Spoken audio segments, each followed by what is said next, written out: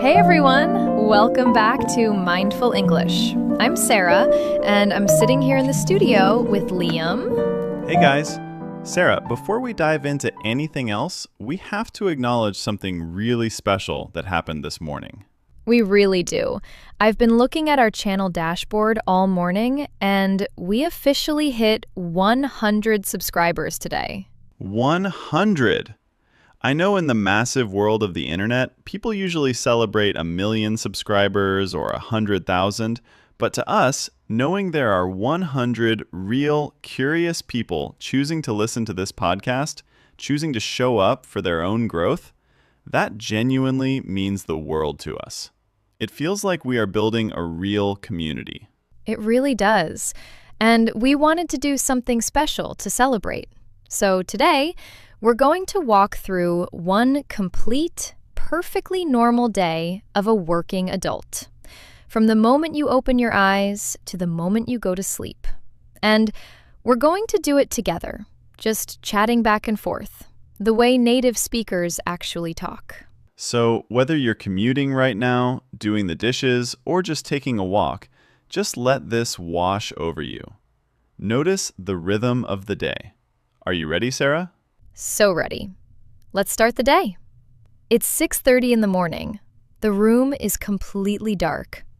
On a perfect weekend, you would absolutely just sleep in. But today is a Tuesday. You have responsibilities. The alarm rings, and you are definitely not awake bright and early with a smile on your face. No one is. You open one eye, look at the glowing screen, and you immediately hit snooze. You just negotiate with yourself for 5 more minutes of peace. It takes a massive amount of willpower to leave that warmth.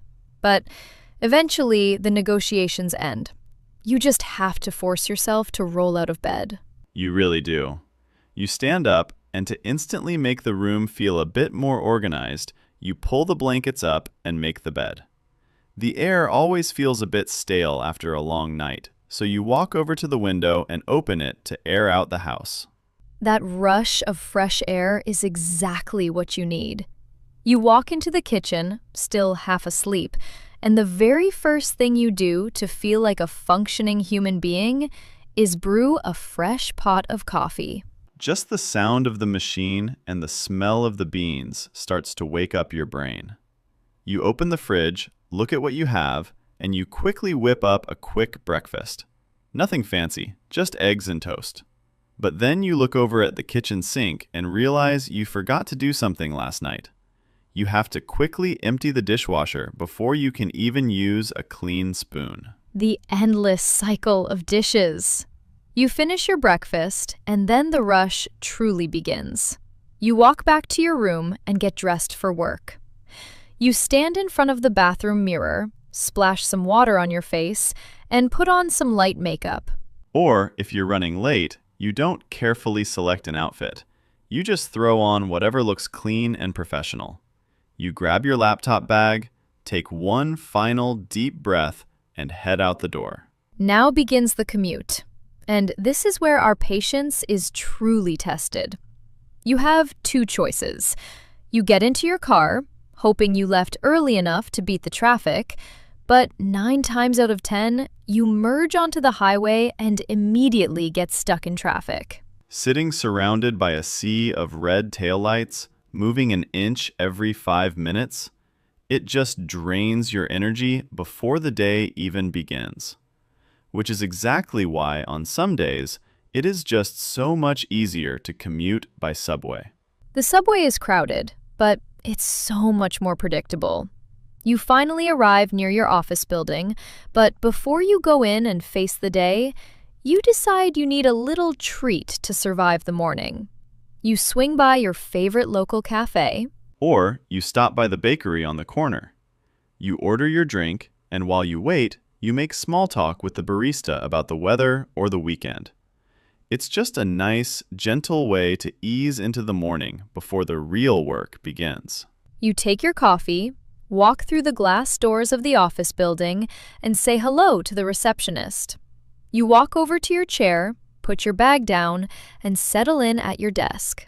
You organize your workspace, wake up your monitor, and open your inbox. You know you have to spend the next 30 minutes just trying to catch up on emails that piled up overnight. And as you read through those emails, the reality of the day hits you. You see all the urgent requests, the shifting deadlines, the minor crises, and you realize you have a lot on your plate today.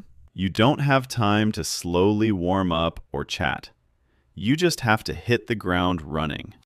You're working hard, deep in a spreadsheet, and you need a quick piece of information from a coworker. You don't walk over to their desk anymore. You just type a quick message and say, "I'll ping you on Slack." It's the soundtrack of the modern office. But if a quick message isn't enough to solve the problem, you make it official. You tell them, "Let me send a calendar invite so we can really discuss this."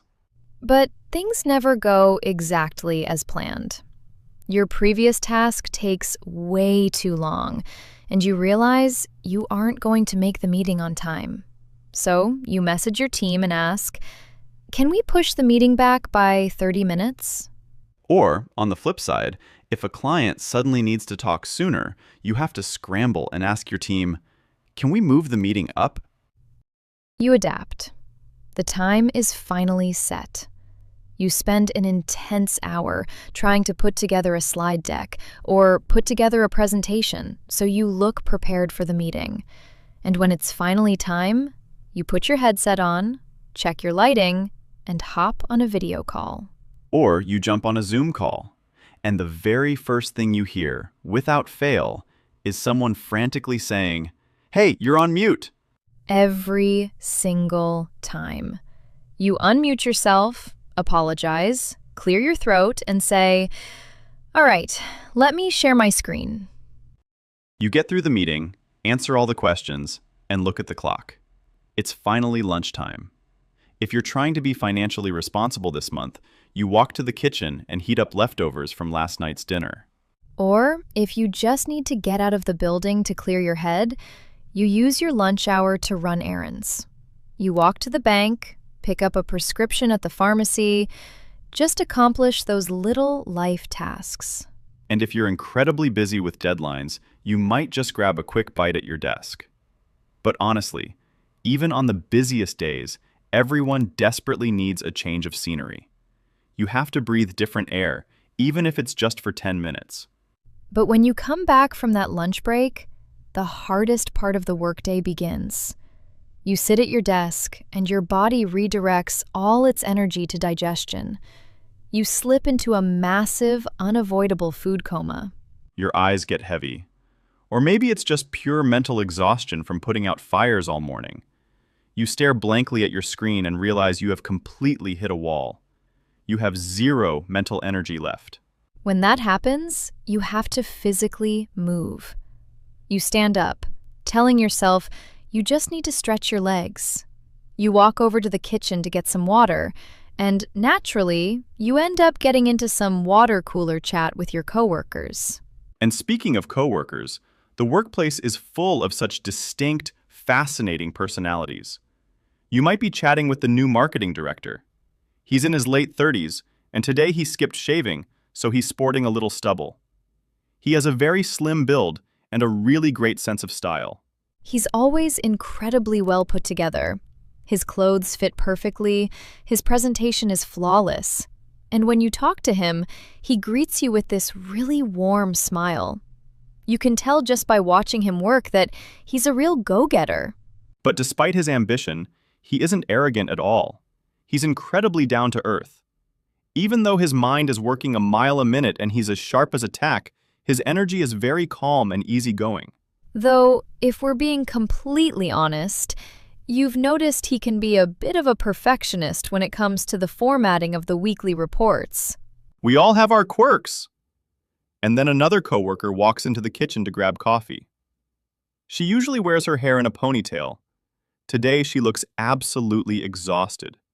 You can clearly see the bags under her eyes because she was up late finalizing a huge project. But even when she's physically tired, her personality shines through. She's a total social butterfly. She talks to everyone in every department. At office holiday parties, she's undeniably the life of the party. She has a heart of gold. If you're ever struggling with a tight deadline, she's the kind of person who will go out of their way to help you, even if she's busy herself. But she doesn't sugarcoat reality. If a project is failing, she will absolutely tell it like it is. She's never afraid to speak her mind in a meeting. And you never have to guess how she's feeling because she wears her heart on her sleeve. But despite being so outspoken, she's also a great listener. When you talk to her, she's fully present. She can instantly read a room and know when someone needs encouragement or when they just need space. She's the kind of rare colleague who just brings out the best in people. You always leave a conversation with her feeling more capable. Which is a huge contrast to the senior manager in accounting. He's been there for 20 years, and he's completely set in his ways. He hates learning new software, and he can be a bit of a know-it-all when you try to suggest a new process. And because he's a bit short-tempered when things go wrong, most people in the office just keep to themselves when he's around. But you don't let it ruin your day. You always try to look on the bright side and focus on your own growth. Because at the end of the day, you're highly driven. You know why you're there. And you notice that the guy from the IT department, who is tall and athletic because he runs marathons, is already packing up his bag. The clock finally hits 5:30. The energy in the office fundamentally shifts. You close your browser tabs, finish your last email, and decide to officially call it a day. But let's be realistic. It doesn't always happen that smoothly. Sometimes a crisis hits at 4:30 p.m. You look at your to-do list, take a deep breath, and sigh. You have to work late today. And if it's a massive, critical project launch and you're staying at the office staring at your screen until midnight, you're truly going to burn the midnight oil. But whether you leave at a normal hour or late at night, the moment you walk out of those glass doors, you make a firm, conscious decision to leave work at the door. You commute back home, the adrenaline wears off, and you're completely exhausted. You unlock your front door, and the very first thing you do to transition from a professional to a human being is take off your uncomfortable office clothes and slip into sweatpants. The official, universal signal that the day is over. You look at the kitchen and you have absolutely zero energy to chop vegetables and cook, so you just open your phone and order takeout. While you wait for the food to arrive, you can't just sit in a messy house. You look around and the living room feels a bit chaotic from the week, so you take 10 minutes to declutter the space. You pick up the scattered mail, recycle the old magazines. You just tidy up the room so your brain can actually relax. You put things away where they belong. You grab a microfiber cloth to dust the shelves, because somehow they get a layer of dust every 3 days. You plug in the machine to vacuum the rugs in the living room. And for the hardwood floors in the hallway, you just grab a broom and do a quick sweep. If you notice a sticky spot near the front door, you mop the floor just in that one area. But the kitchen is where the real chores happen. After you eat your takeout, you still have plates and forks. You stand there and do the dishes that are piled in the sink. Or, to save time, you load the dishwasher. And you try not to think about the fact that tomorrow morning, you're going to have to empty it again. You grab a damp sponge and wipe down the counters. If there's sauce from dinner, you quickly mop up the spills. If the stainless steel is looking dull, you put some effort in and really scrub the sink until it shines. And the final, ultimate chore that signals you are officially done with responsibilities for the day? You tie up the plastic bag and take out the trash. But wait, we forgot the laundry. On a busy weeknight, you might just throw a load of laundry in the washing machine. If you're lucky enough to have a balcony and it's a warm evening, you might hang the wash out to dry. But usually, you just use the dryer. You pull the warm clothes out, sit on the edge of your bed, and quietly fold the laundry while listening to a podcast. The house is finally clean. The chores are done. Now it's time for you. You don't want to engage with anything difficult or stressful. You fully embrace your inner couch potato. You sit back, stare at the wall, and just let your brain completely zone out. You pick up the remote. You don't want to commit to a long, heavy 2-hour movie. You just want to catch an episode of a lighthearted comedy. Or you open your laptop and throw on a casual YouTube vlog just for some comforting background noise. But if it's a Friday night and you find a gripping new thriller, you might accidentally binge watch a show until 2 a.m. But tonight is a work night. You look at the clock and realize it's getting late. You need to intentionally start to wind down for the night. You turn off the bright overhead lights and switch to the soft lamps. You walk into the bedroom, get under the covers, take a deep breath, and finally call it a night. We actually did it! 100 everyday authentic phrases woven into one completely normal day. If you listen to this whole story, you just absorbed a masterclass in practical conversational English. This is exactly how native speakers narrate their lives, describe their coworkers, and process their own energy throughout the day. And you don't have to memorize them all at once. Just let them wash over you. Tomorrow, when you're waiting for your coffee or walking to your car, try to borrow 1 or 2 of these phrases and use them out loud. We'd love to hear from you in the comments. Out of all the moments we walked through today, which part of the daily routine do you relate to the most? Is it hitting a wall in the afternoon, dealing with a perfectionist coworker, or just wanting to slip into sweatpants the second you get home? Tell us in the comments. And thank you genuinely to every single one of our 100 subscribers. You make this worth it. Everything from today is in the pinned comment, and our previous episodes are all there too if you want to go deeper. Have a wonderful week. Take it one step at a time, and we'll see you next time. Take care, everyone. Take care.